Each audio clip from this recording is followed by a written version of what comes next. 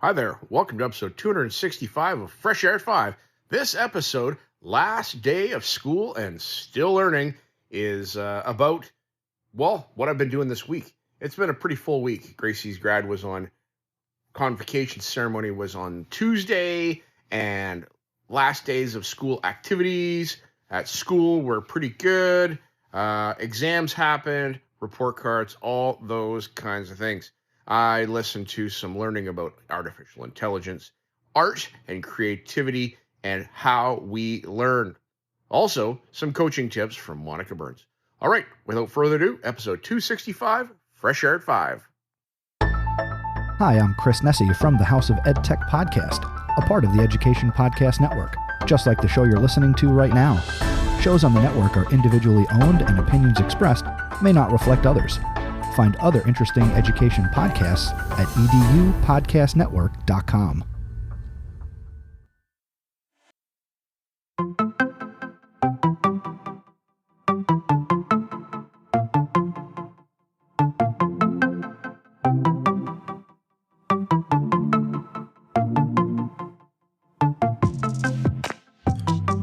Welcome to Fresh Air at 5, the podcast. I'm your host, Brian Carpenter, coming to you every week from Abbotsford, which is about 45 minutes east of Vancouver, British Columbia, on the west coast of Canada. Fresh Air at 5 is my regular attempt to get some fresh air by walking about my neighborhood, which is located on the traditional and unceded territory of the Stolo people, the Simath First Nation and Mathwee First Nation. I consume podcast content while I walk, then reflect on this content in an unedited video which I post on my X, formerly known as Twitter, channel every day. This podcast is the collection of the audio taken from those daily selfie videos over the course of a week, Monday to Friday. So let's jump into my listening and learning this past week.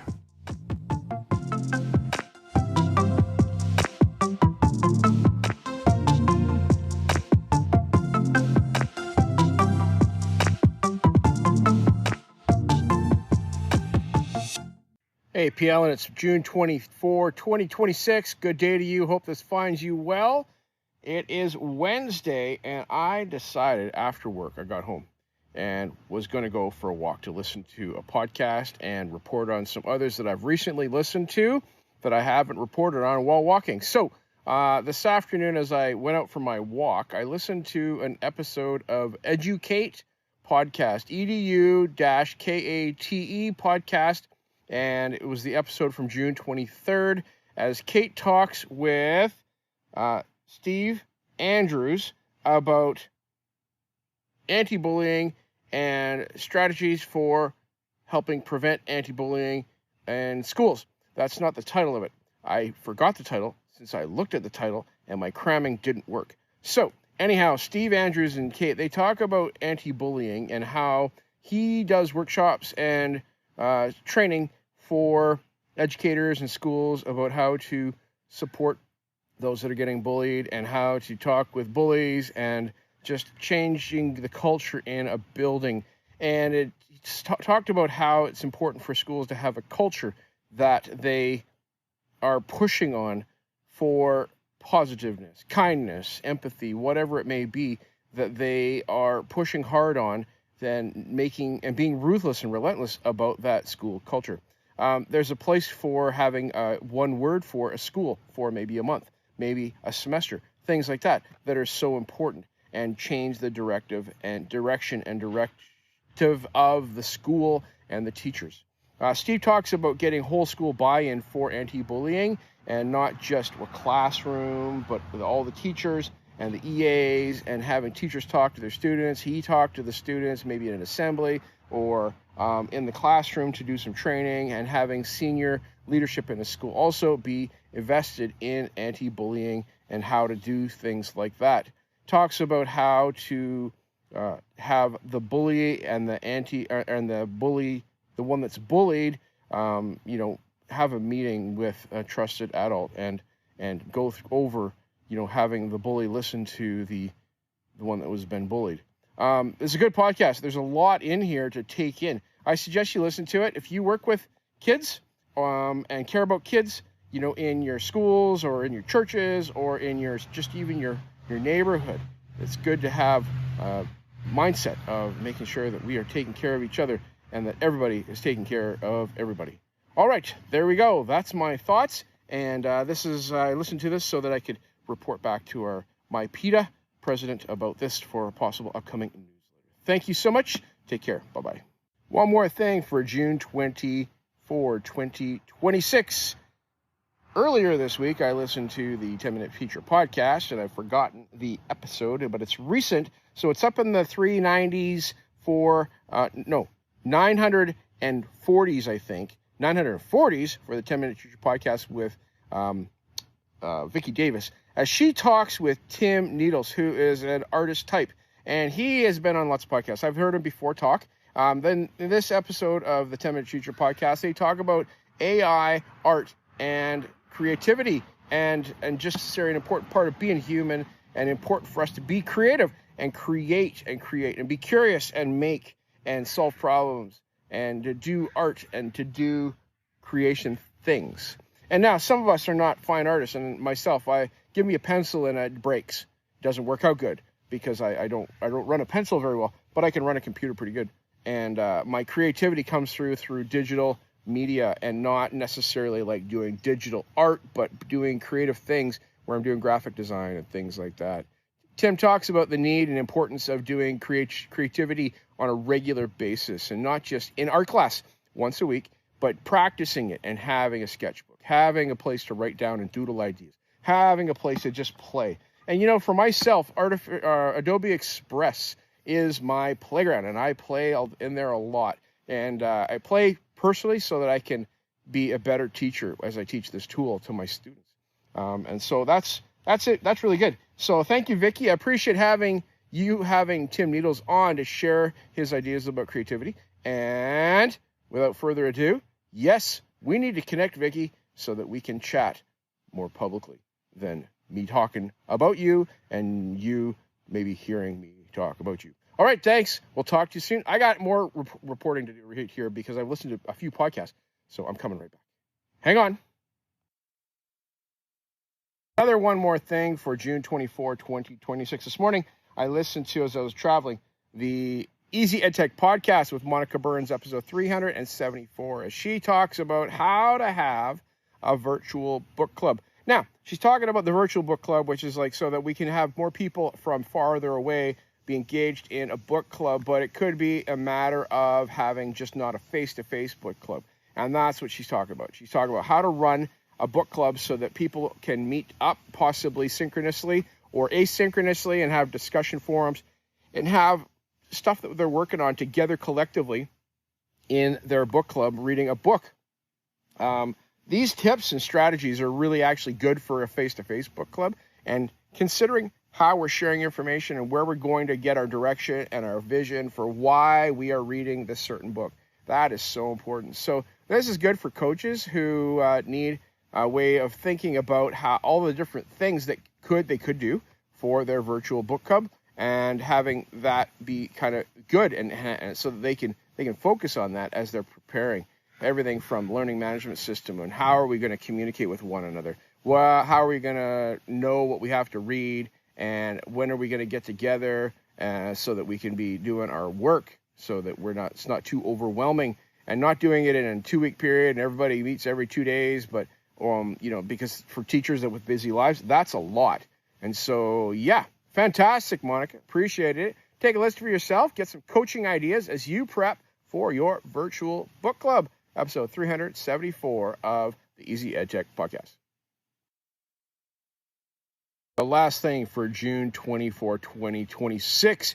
All right, I listened to episode 943 of the 10-Minute Feature podcast with Vicki Davis, as she talks with AP psychology teacher and learner and cognitive science fan Blake Harvard, as they talk about how students actually learn memory and cognitive science. And so in this episode, it's fascinating how we look at, the way that attention matters a lot, and what we pay attention to can affect our ability to learn. If we can't pay attention, it's hard to learn. I like that because I find that when my attention is scattered, I have difficulty learning. So what do we do in our classrooms with how busy our walls are? What do we do with putting music on? What do we do with making the learning of a complex thing more complex by making a complex project from that complex thing, as opposed to doing simple things to learn the complex thing and then build and make it more complex later? Wow. Yes, so true. So what do we do about that? And how do we go about clearing away the noise? How do we take the noise away so that students can be productive learners? We sometimes think that, if I got the TV on and I've got my computer on, my phone sitting beside me and my earbuds in, and I'm listening to music while I'm just watching the visuals, and that I'll actually get to be able to do some learning. Well, probably not. So take a listen for yourself to episode 943 of the 10-Minute Teacher Podcast, as Vicki Davis talked with Blake Harvard about attention and the importance it plays in learning. Thanks so much. That's all for today. We'll talk to you later. Okay, bye.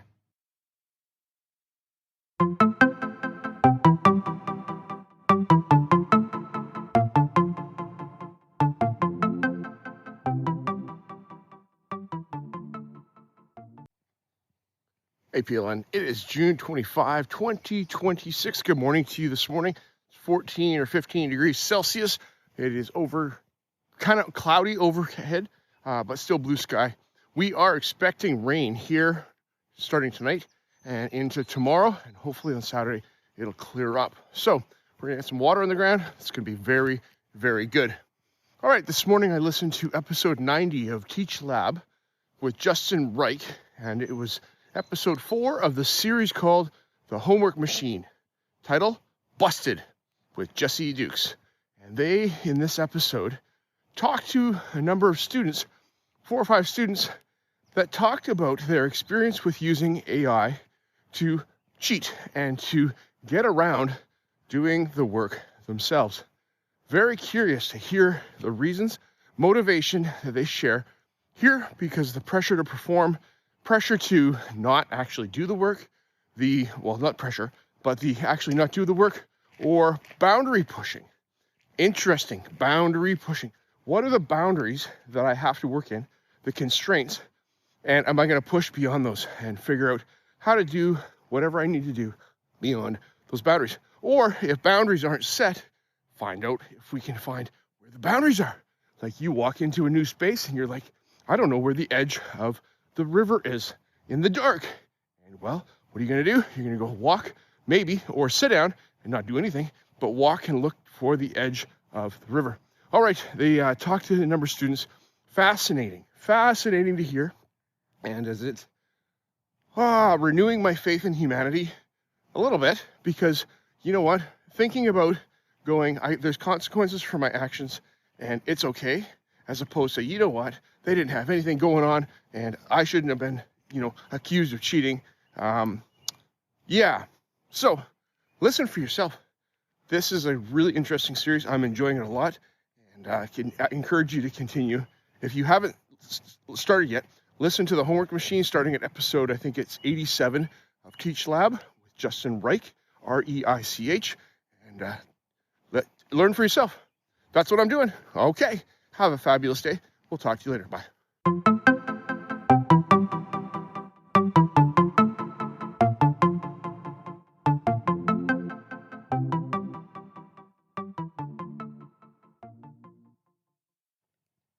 Hey, PLN, June 26, 2026. It's the 26 of 26. And anyhow, that means that it's the last day for teachers in their schools in our Abbotsford School District. And for me, this is the last day for me as a regular AVS teacher in my school. I am taking on summer session at my school, supporting Chemistry 11-12 online and teaching that through the end of July. But other than that, school's over. Man, it's the last day. I've got a number of tasks to do. I've got to move my office from one spot to another and do some cleanup in my old office and actually get rid of those boxes that I haven't opened in 10 years. Do I need them anymore? Those are the things, and I got some help from some around school that can help me make these objective decisions quickly. All right, this morning as I'm walking, I listened to episode 91 of Teach Lab, which is episode 4 of the homework machine called Winterset. And Justin Reich and Jesse Dukes, they talk about the work that and the research they've done with the school in Iowa called Winterset. It's a community, and they have the Winterset Elementary and Secondary School that's there. They talk about how this school district is very pro artificial intelligence. How are they using it in their schools? And it's not that they are an AI school. They are not that. They are sounds from the podcast that I've listened to, that they're thoughtful, mindful about how do we integrate this? Where do we use it in our spaces? Two third grade teachers talk about how they use school or magic school and have kids prompting within a walled garden space. Another teacher, she's an English teacher, I think in the secondary school, how she talks about not using AI, where it can be used with her students, and those kinds of things. This is important, that we be thoughtful and mindful. This tool is coming at us, it's raging so fast, and we need to be making sure that we are not caught up in the wave and using it blindly. We need to be educated about it. We need to use it ourselves so that we understand what's possible and what's not possible, and things like that. So take a listen for yourself of episode 91 of Teach Lab. And with that, I'm going to wrap up this episode of Fresh Air at 5. And so thanks for being here. Hope you enjoyed listening to my other recordings this week previously. And I hope you have a fabulous day. Last day of school. Here we go.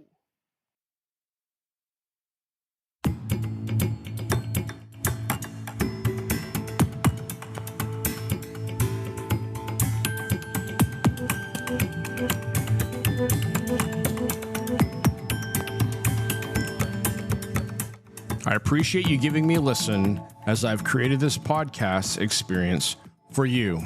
It's like a unique Blinkist or Coles Notes version of the content I take in, like a highlight reel, so that you can hopefully find some other interesting podcasts you may not have considered before. I've recorded the specific episode podcast titles and episode numbers in the show notes, which are only a click or swipe away for your learning convenience. I've also started to put together a Spotify playlist of each of the episodes so that you can also take a listen to those specifically, and the link to that playlist is in the show notes. Please subscribe so you don't miss any of my upcoming episodes. And if you enjoy this podcast and its format, share it with someone else. You can also follow me on X, formerly known as Twitter, at Brian Carr, BRYONCAR, or at Fresh Air at 5. Tweet about your experience or give it a review on Apple Podcasts or wherever you listen to podcasts. Fresh Air at 5 can be found on the Educational Podcast Network. Podcasts for educators, podcasts by educators. I hope you have a fantastic day. Get some fresh air before the day is out and take care of yourself, because you are worth it.